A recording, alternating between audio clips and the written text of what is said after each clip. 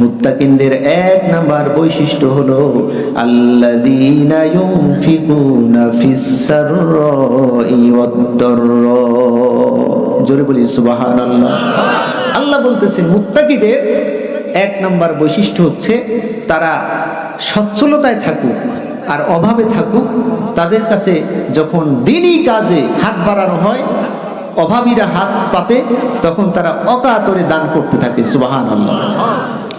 অন্য জায়গায় আল্লাহ রাব্বুল আলামিন বলেন আল্লাযীনা ইউমিনুনা বিল গায়বি ওয়া ইউকিমুনাস সালাতা ওয়া মিম্মা রাযাকনাহুম ইউনফিকুন।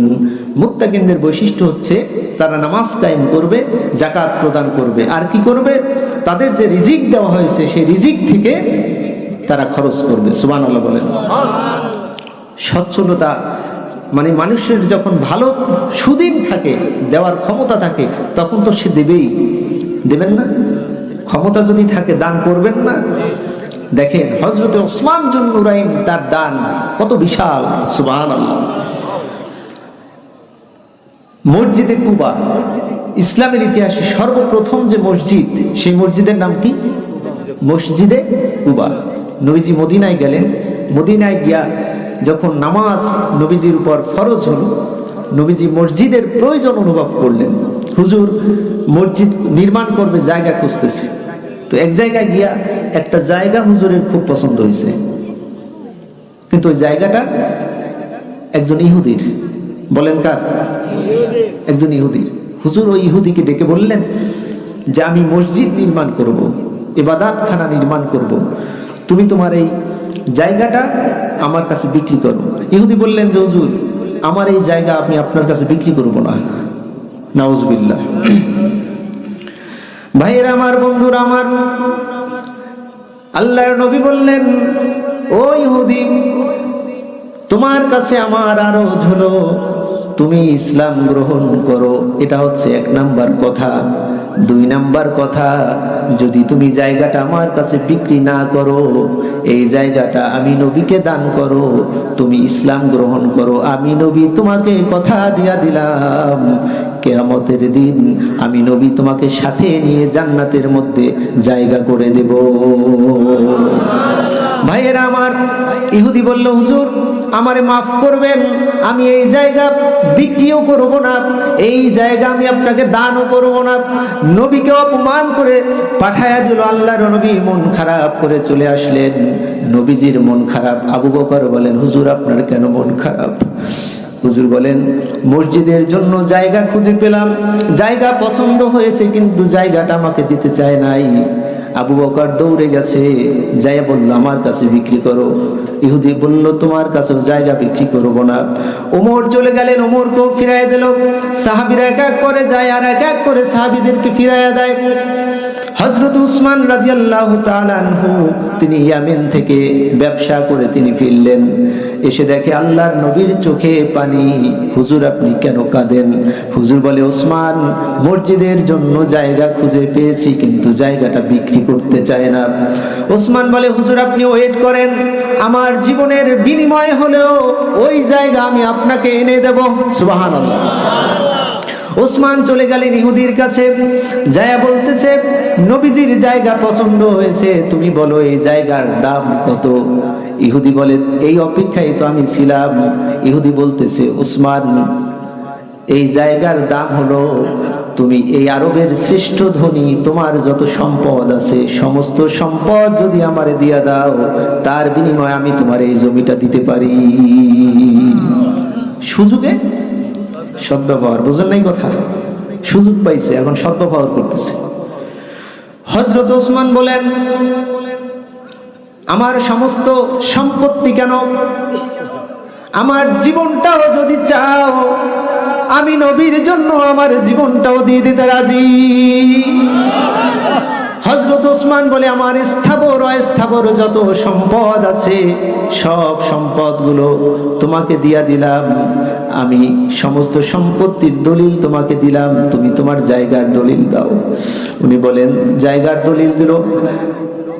স্থানান্তর করা হলো, আদান প্রদান করা হলো। হযরত উসমান তার সমস্ত সম্পত্তি দিয়া দিল। দিয়া যখন ইহুদি প্রমিস করলো তার জায়গা তিনি দান করবেন, হযরত উসমান 1 মিনিট লেট করলেন না, এক দৌড় দিয়া নবীর দরবারের দিকে দৌড় দিলেন। সুবহানাল্লাহ। হযরত উসমানের দৌড় দেখে ইহুদিও অ্যাস্টনিশ, তিনিও পিছনে পিছনে দৌড়ায়। সুবহানাল্লাহ বলেন। নবীর দরবারে গেলেন হযরত উসমান, হুজুর আর কাঁদবেন না, আপনার জায়গা আমি কনফার্ম করে এসেছি, মসজিদ নির্মাণ হবে, আপনার স্বপ্ন আমি পূরণ করেছি, হুজুর আপনি আর কাঁদবেন না, কারণ আপনার চোখের পানি আমাদের সহ্য হয় না। হুজুর বলেন, উসমান কেমন করলা, কির বিনিময়ে আনলা? হযরত উসমান বলে, হুজুর আমার স্থাবর অস্থাবর যত সম্পদ আছে সমস্ত সম্পদের বিনিময়ে আমি জায়গাটা ক্রয় করে নিয়েছি। আল্লাহর নবী খুশি হয়ে গেলেন। উপস্থিত কেউ নাই, একটা খেজুর গাছ। আল্লাহর নবী দুহাত তুলে বললেন, আল্লাহ আমার উসমান আমার স্বপ্ন পূরণ করেছে, তুমি উসমানের স্বপ্ন পূরণ করে দাও। ও খেজুর গাছ, তুমি সব সাক্ষী থাকো, কিয়ামতের দিন আমার উসমানের সপক্ষে তুমিও সাক্ষী দিও। আল্লাহর নবী কাঁদতেছে, উসমান কাঁদতেছে। ওই যে ইহুদি দাঁড়ায়া তিনি ওই ব্যাপারটা দেখতেছে। ইহুদি বললেন মুনাজাত শেষে, হুজুর আপনি দোয়া করলেন উসমানের জন্য, আর উসমান তার জীবনের সমস্ত অর্জিত সম্পদ দিয়ে দিল একটা জমির জন্য। আমার ব্যাপারটা বুঝে আসে নাই। উসমান তো বোকা নয়, উসমানের মতো বুদ্ধিমান মানুষ আপনার জন্য এত পাগল, এর মধ্যে কোনো বিষয় লুকায়িত অবশ্যই আছে।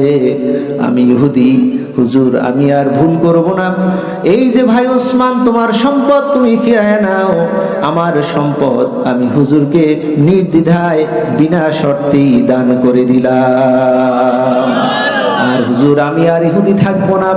আমি বুঝতে পেরেছি মুহাম্মদ সাল্লাল্লাহু আলাইহি ওয়াসাল্লামের ছায়াতলেই শান্তি, মুহাম্মদ সাল্লাল্লাহু আলাইহি ওয়াসাল্লামের ইসলামের মধ্যে শান্তি। আমি আর গুমরাহের মধ্যে থাকতে রাজি নাই।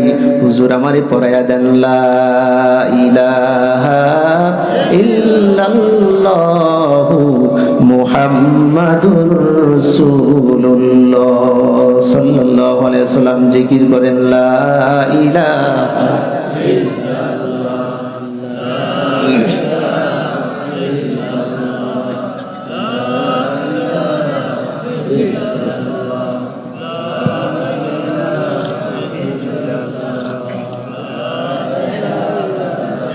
লা ইলাহা ইল্লাল্লাহু মুহাম্মাদুর রাসূলুল্লাহ।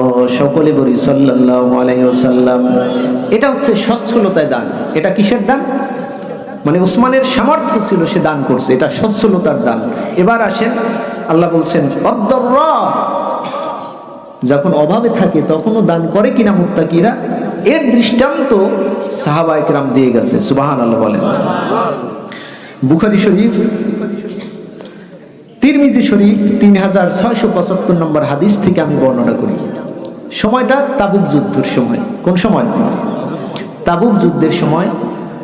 হযরতে আবু বকর তিনি শ্রেষ্ঠ ধনীদের মধ্যে একজন কিন্তু ছিলেন, কিন্তু ওই তাবুক যুদ্ধের সময় উনি ছিলেন একান্ত গরিব একজন মানুষ। তার আগেই সমস্ত সম্পদ উনি দান করতে করতে ওই সময়টা একদম কি নিঃস্ব অবস্থায়। তো হুজুর বললেন তাবুক যুদ্ধের সময় কে কি দান করবা, তাবুক যুদ্ধে নিয়ে আসো। হযরত ওমর বললেন, মনে মনে ভাবলেন যে এটাই হচ্ছে আমার জন্য মোক্ষম সময়। আবু বকরের থেকে দানে আমি কখনোই ফার্স্ট হইতে পারি না। এবার তো আবু বকরের সম্পদ মোটেও নাই, এবার আমি ওমর দান করে আবু বকরকে হারায় দেব। কথা বুঝতেছেন যে আবু বকর তো এখন গরিব, এই সুযোগে আমি ওমর বেশি দান করে আবু বকরকে দানে হারায় দেব। সবাই সম্পদ নিয়ে এলো। প্রিয় ভাইয়েরা, প্রিয় বন্ধুগণ, আল্লাহর নবী হযরত ওমরের সেই হৃদয়ের কথা তিনি বুঝতে পারলেন। আল্লাহর নবী ওমরের উপর আবু বকরকে বিজয় দান করবেন, এই লক্ষ্যে আল্লাহর নবী বললেন, তোমরা কে কি নিয়ে আসছো একটু বর্ণনা করো। হযরতে ওমর তিনি সন্তুষ্ট চিত্তে বলতে লাগলেন, আল্লাহর নবী, আমি আমার জীবনে যত সম্পদ অর্জন করেছি, আমার যত সম্পদ আছে, আমার সমস্ত সম্পদের অর্ধেক আমি তাবুক যুদ্ধের জন্য নিয়ে এসেছি। জোরে বলি সুবহানাল্লাহ, আর জোরে বলি সুবহানাল্লাহ। হযরত ওমর বললেন যে হুজুর, আমার অর্জিত সম্পদের অর্ধেক পরিমাণ আমি নিয়ে এসেছি। আবু বকর ওই এক কর্নারে দাঁড়ায় আছে। আবু বকরের তো মন খারাপ, তিনি অনেক দিতে পারে নাই, অল্প নিয়ে আসছে। হুজুর বললেন, আবু বকর, মন খারাপের দরকার নাই, তুমি এই দিকে আসো, তুমি একটু বর্ণনা করে সাহাবাদেরকে শোনায়া দাও তুমি কি নিয়ে এসছো। আবু বকর বলে, হুজুর, আমি কিছুই আনতে পারি নাই, আমি তো গরিব মানুষ, আমার যা ছিল আমি সব নিয়ে আসছি। এমনকি আমার চুলার ছাই পর্যন্ত, আর আমার ঘরে যে ঝাড়ু আছে, ঝাড়ুটাও আমি এই যুদ্ধের ময়দানে দান করার জন্য নিয়ে এসেছি। ভাইরা আমার, নবীজির চোখ বেয়ে বেয়ে পানি পড়ে। হযরত ওমর, তার চোখ বেয়ে বেয়ে পানি পড়ে। সাহাবায়ে কেরামের মধ্যে কান্নার রোল। হযরত ওমর বলেন, আমি ঠকে গেলাম, আর আমি বুঝতে পারলাম দানের ব্যাপারে আবু বকরের থেকে ফার্স্ট হওয়া কারো পক্ষে সম্ভব নয়। জোরে বলি সুবহানাল্লাহ। দানের ব্যাপারে আবু বকরের থেকে ফার্স্ট হওয়া কারো পক্ষে সম্ভব নয়। নবীজি বলছেন, আমি আমার জীবনে সমস্ত মানুষের ঋণগুলো পরিশোধ করেছি, কিন্তু আমি আবু বকরের ঋণ পরিশোধ করতে পারি নাই। সুবহানাল্লাহ। ইসলামের ক্ষেত্রে, দানের ক্ষেত্রে আবু বকরের সম্পদ যতটা কাজে এসেছে, ইসলামের জন্য উপকার হয়েছে, অন্য কারো দানে এতটা উপকার হয় নাই। আল্লাহ নবী বলেন, আমি আবু বকরের সেই ফয়সালা আল্লাহর কাছে ছেড়ে দিয়ে বলছি, আল্লাহ, আমি আবু বকরের ঋণ পরিশোধ করতে পারি নাই, আবু বকরের ঋণ তুমি পরিশোধ করো, তুমি উত্তম জাযা, উত্তম প্রতিদান আবু বকরকে কিয়ামতের দিন দিয়া দিও। সুবহানাল্লাহ। যতক্ষণ পর্যন্ত প্রিয় সম্পদগুলো আল্লাহর রাস্তায় দান করা না যাবে, ততক্ষণ পর্যন্ত কল্যাণ লাভ করা যাবে না। ভাইয়েরা আমার, আল্লাহ তাআলা বলেন, লান তানালুল বিররা হাত্তা তুনফিকু মিম্মা তুহিব্বুন ওয়া মা তুনফিকু মিন শাইইন ফাইন্নাল্লাহা বিহি আলীম। জোরে বলি আল্লাহু আকবার। যদি তোমরা তোমাদের প্রিয় বস্তু থেকে ব্যয় না করো, তোমাদের প্রিয় বস্তু থেকে আল্লাহর রাস্তায় দান না করো, কঠিন কালেও তোমরা কল্যাণ লাভ করতে পারবে না। আমরা বলি আমাদের সম্পদ, আমাদের সম্পদ। নবীজি বলেন, আমাদের সম্পদ বলতে কিছুই নাই, তোমার সম্পদ বলতে কিছুই নাই, শুধুমাত্র তিনটা সম্পদ আমাদের। একটা হচ্ছে যেই সম্পদ আমরা খেয়ে শেষ করেছি, আর একটা হলো যেটা আমরা পড়ে শেষ করেছি। আল্লাহ নবী বলেন, আর একটা সম্পদ হলো যেই সম্পদটা তুমি আল্লাহর রাস্তায়, মাদ্রাসায়, মসজিদে, খানকায় দান করে গেছো, এইটাই তোমার সম্পদ। বাকি যে সম্পদ আছে, ওই সম্পদগুলো তোমার না, মৃত্যুর সাথে সাথে সম্পদগুলো তোমার ওয়ারিশরা ভাগ করে নিয়ে যাবে। মরে যাওয়ার পরে দুফোঁটা চোখের পানিও ফেলবে না। আর ওই যে বিয়া অনুষ্ঠান, খতনা অনুষ্ঠান, আর গায়ে হলুদের দিন তোমার কবরের পাশে বড় সাউন্ড বক্স রেখে মাটি কাঁপায়া গান বাজাবে। জোরে বলেন ঠিক কিনা? এই জন্য সম্পদ কার জন্য রাখবেন? সম্পদ আমাদের কয়টা? বলেন কয়টা? যেটা আমরা খেয়ে শেষ করেছি, যেটা আমরা পড়ে শেষ করেছি, আর যেটা দান করে গেছি, এইটা আমার সম্পদ। বাকি যে সম্পদ, ওটা আমার। ভাইয়েরা আমার,